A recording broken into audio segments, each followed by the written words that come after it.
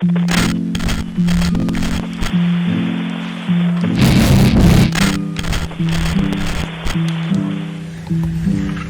lagi sama Bias Paris. Nah, jadi ini aku minggu lalu sempat sharing tentang pengalaman di Maybank Bali Marathon ya.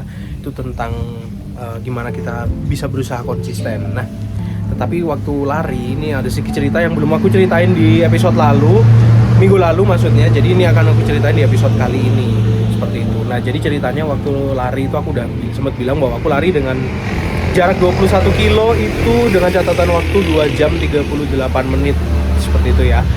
Nah, waktu itu adalah catatan waktu yang sebenarnya di luar targetku, karena aku pernah melakukan lari dengan jarak yang sama dengan catatan waktu yang lebih baik dari itu tadi. Oke, jadi gini ceritanya.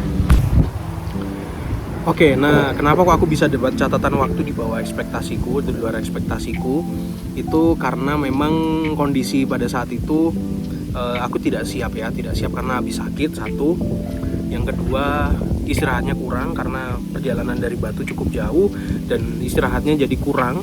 Aku tidur cuma 2 jam. Jadi tidur 2 jam setengah, aku tidur jam setengah 12 malam dan harus bangun jam 2 untuk siap-siap mandi dan harus ke venue jam 3 pagi. Karena sebelum jalanan ditutup gitu ya. Aku udah harus berada di venue.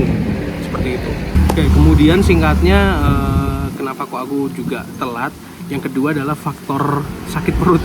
Nah, jadi karena mungkin di Bali itu panas, jadi aku pakai AC, di mana-mana ada AC, nyalain AC. Jadi karena sering kena AC, akhirnya waktu hari H itu aku sakit perut. Di kilometer kelima itu aku sempat berhenti sekitar hampir 2 menit antri di kamar mandi. Cuman kurasa karena ini bakalan lama, jadi aku tinggalin aja lah, nanti aja ke kamar mandi setelah finish. Nah, tapi karena aku menahan sakit perut, akhirnya mengganggu performa lari. Nah, jadi mungkin yang mau gue sharingkan kali ini adalah tentang persiapan atau prepare ya. Jadi dalam kita melakukan apapun itu kita harus punya persiapan yang matang. Persiapan yang matang itu ya mulai dari hal teknis dan non teknis. Kalau dalam konteksku lari, persiapan yang matang itu bukan ngomong soal latihan, tetapi lari itu lebih luas dari sekedar latihan ya. Di sana ada restnya, gimana kita istirahatnya, dan juga nutrisi yang kita konsumsi gitu. Makanan apa yang kita makan, karena makanan dan istirahat itu juga akan sangat-sangat berpengaruh sama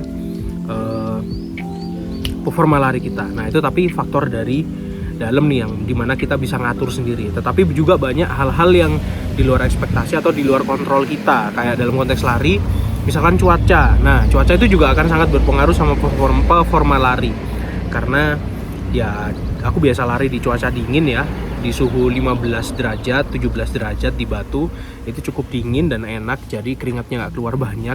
Nah, sedangkan di Bali harus lari di suhu 25 derajat Celcius ke atas, dan itu cukup panas buat aku yang biasa dengan cuaca dingin.